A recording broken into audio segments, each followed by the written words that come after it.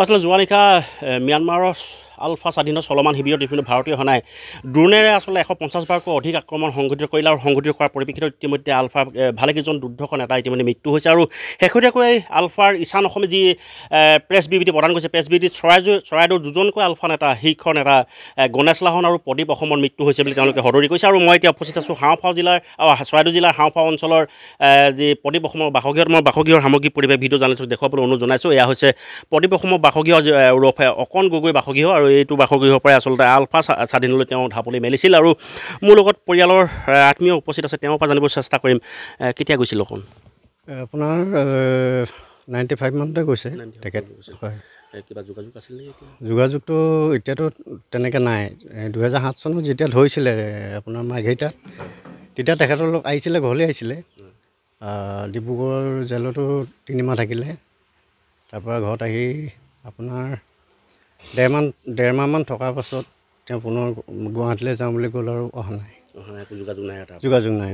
হয় এতিয়া আজি যিটো মৃত্যু হৈছে বুলি কৈছে ঈশান অসমে এটা প্ৰেছ বিবৃতি দিছে আপোনালোক কিবা অৱগত হৈছে বিষয়টোত এনেই শুনিছোঁ নিউজত শুনিছোঁ এতিয়া প্ৰকৃততে কিমানটো হয়তো আমিতো নাজানো এতিয়া আপোনালোকেও আহিছে কথাটো অৱগত কৰিছে গম পাইছোঁ বাৰু কি বিচাৰিব আপোনাৰ ডেড বডিটো ইয়ালৈ অনাৰ বাসগৃহলৈ অনাৰ ক্ষেত্ৰত প্ৰশাসনক কেনেদৰে আহ্বান জনাব আমি এইটোৱে কওঁ তেখেতসকলে যাতে আৰু ডেড বডি ঘৰত যেনেকৈ হ'লেও আনি আৰু দিয়াৰ ব্যৱস্থা কৰে যেন এইটো অনুৰোধ জনাইছোঁ আছিল এয়া আছিল তেওঁলোকৰ মন্তব্য মই পুনৰবাৰ সামগ্ৰিক পৰিৱেশ ভিডিঅ' জানিছোঁ দেখাবলৈ যাইছোঁ বাসগৃহ পৰিৱেশ এয়া হৈছিল বাসগৃহৰ পৰিৱেশ আৰু আমি অহাৰ পাছতে আচলতে শোকাকুল পৰিৱেশৰ সৃষ্টি হৈছিল ক'ব লাগিব যিহেতু নেকি আলফাৰ ফালৰ পৰা তেওঁলোকে কোনো আনুষ্ঠানিক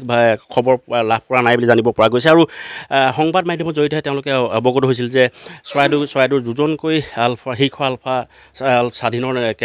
মৃত্যু হোৱাৰ সমান্তৰালভাৱে তেওঁলোকৰ আত্মীয় যি প্ৰদীপ অসমৰ মৃত্যু হৈছে বুলি জানিব পৰা গৈছে তেওঁলোকে জানিবলৈ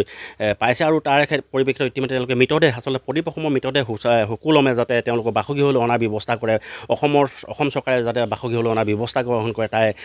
পৰিপ্ৰেক্ষিতত তেওঁলোকে দাবী উত্থাপন কৰিছে হয়